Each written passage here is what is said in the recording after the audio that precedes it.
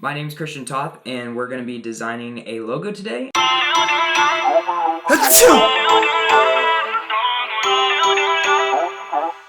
I made up a company so that you guys can kind of get an idea of what you can be doing at home. Maybe let's say that you don't have any work yet in your portfolio, or you're not able to reach out to companies yet because you don't feel like your portfolio is strong enough, whatever the reason may be. What you can do is you can make up random companies and you can come up with their story, and then you can design logos and different assets for them, and then as long as you're continually working, you'll get better. And that's the one thing I kind of stress is, even if you're at home, stuck at home, or you have nothing to do, a good thing is just to always get pencil and paper down, start drawing out logos, and then you can bring it onto your computer or whatever system you have and make it. But today we're going to be making a logo and creative assets. What I mean by creative assets is different things that the logo, word mark, whatever it may be, can go on. And so that way the company can kind of get a sense of what it's going to look like on, boxes or paper cups or different things like that, just so they get a better idea of how their logo is going to look in the real world. Because the more tangible you can make it, the more likely they're going to be able to receive it well and be able to actually envision kind of your vision that you're trying to give them. Today we're going to be doing that, and yeah. So let's get started. And so right here, what I'm doing is I'm just drawing. The most important thing about this is that you're just putting pencil on paper and you're trying to get a flow of ideas. Think of, the different things that could relate to your logo. Think of different word marks.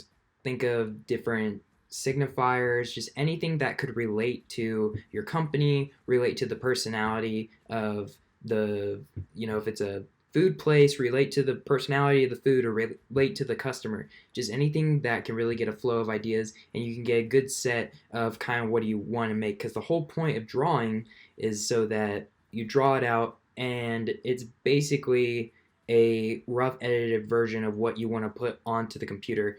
The computer is just supposed to really help you with the refinement, but the drawing phase is mostly supposed to be what you want to get down. And so I usually spend about 30 minutes doing this, and then I will take a picture of it and upload it to my computer. Okay, so what we're doing here now is we're opening up Illustrator. I usually do just 1080 by 1080 pixels. That's just a regular Instagram post. It makes it easier because you can move it into different things, and then if you need to resize, I don't know what it is for other users, but for Apple users, you can just use Shift-O. That'll allow you to edit the artboard. And once you have your drawing or something that you really liked, then you can kind of crop it. Then what I'm going to do is just open up a typeface. One of the typefaces I really thought that would work with this was a typeface I knew called Moon. It's very circular, and I thought it just fit the overall kind of happiness that I wanted to capture in this logo. The bold really did a good job with that. They're really well-rounded characters, so there's not really any sharp edges, so that's why I still think of it as playful.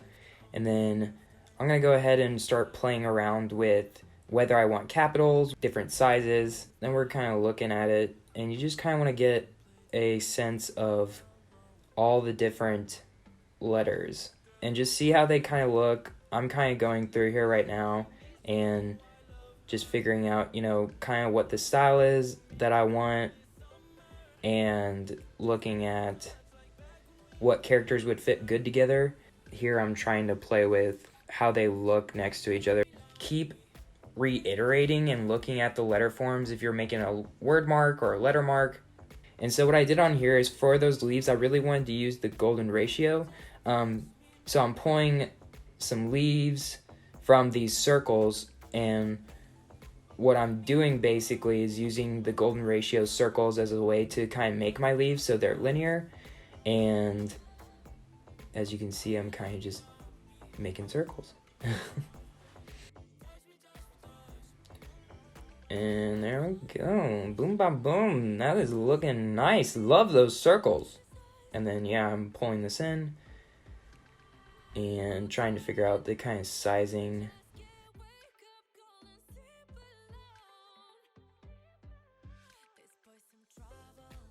But then I'm gonna go to Adobe Color. This is a really great site, guys. If you can use it to your advantage. I usually use it when I'm trying to explore and figure out types of colors to use. It's really good about pairing like keywords up to colors. Now you can do this too. This screen for color picker, you kind of edit the saturation and brightness of a color. So right now I'm trying to find the shadow for that I really like, and I really like that color.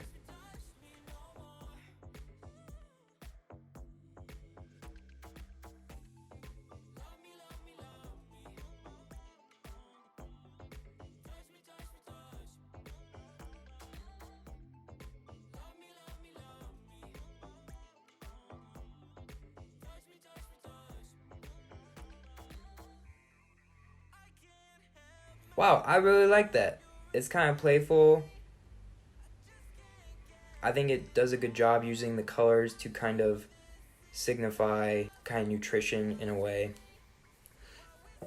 And I like how we just made a company right there. Good nutrition. Now the next thing I'm going to want to do is to create creative assets. And what I mean by creative assets is those are going to be, the way I describe creative assets is different physical objects that you can use, like PSD mockups, which are Photoshop mockups, and you can use different images to show your client a little application or provide an application for your logo, so that way they can get a sense of what it might look like. I really like using this because the more you can make a logo physical for a client, the more likely they're gonna want to choose the logo you like. Or the more likely they're going to work with you. And especially when you're, creating logos for companies, you want to give them that vision where they can see it. And so by putting it on, a cup, putting it on a water bottle, a screen, a sign, that gives it a little bit more physicality. And the more you go into it, the more they're going to be able to see and be able to envision it themselves. So when you can kind of put them in your shoes and you can make them understand the story more, that's going to help you out in the long run when you're working with clients. And so there we go. I pull it up on Photoshop, and then I pull up my logo, and I'm going to drop that in the placeholder. And I had done this offhand, but I kind of made like a little cute pattern. And then here we are. I'm just dropping in this little pattern I made. And look at that. I really like that. I really like that cup. I really like the little design.